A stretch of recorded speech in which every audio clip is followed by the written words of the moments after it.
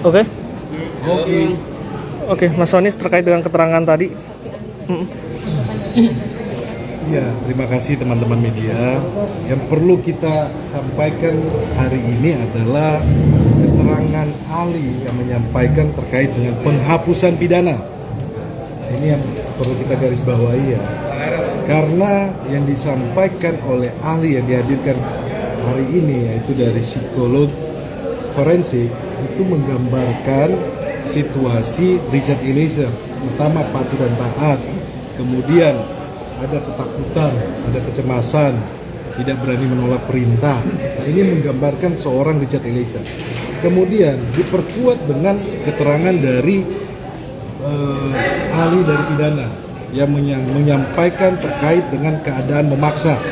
Sudah jelas ya di dalam KUHP diatur tentang penghapusan pidana. Tadi kita menyampaikan apakah pasal 48 ini unsurnya masuk terhadap perkara ini.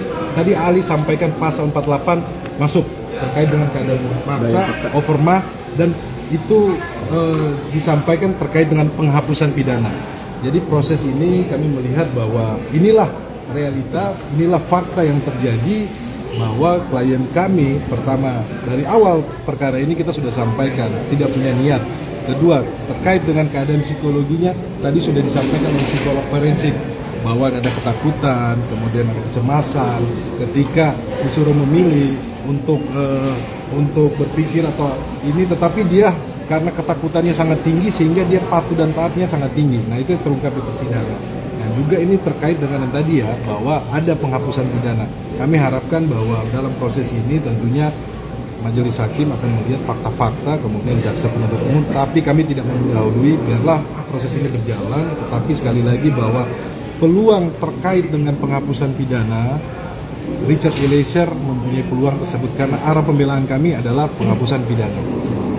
Mas, tadi Febri mengatakan bahwa ada keterangan dari ahli yang mengatakan keterangan dari Putri di Magelang ini layak untuk dipercaya terkait dengan kekerasan seksual. Kami tidak bisa komentar karena itu adalah keterangan dari terdakwa si Putri Candrawati kan, tetapi kami fokusnya adalah terhadap Richard Eliezer tentang penghapusan pidana. Kalau itu ditanyakan saja sama pengacara dari keluarga korban. Terkait sidang tadi Bang, menurut Abang apakah saksi ahli ini tadi mampu menunjukkan bahwa pembunuhan berencana itu benar terjadi atau tidak? Ya, kalau secara konstruksi hukum pembunuhan berencananya iya, sudah jelas ya. Kemarin juga ahli dari kriminologi sudah sampaikan ya. Tetapi dalam hal ini kita berbicara terkait dengan posisi dari Baradae, Richard Eliezer kan, bahwa dalam posisi psikologinya dia tertekan, kemudian merasa takut. Ini terungkap dalam persidangan ya.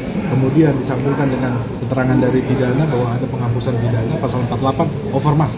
Jadi buat kami ini adalah anugerah jalan mencapai keadilan untuk Richard Eliezer.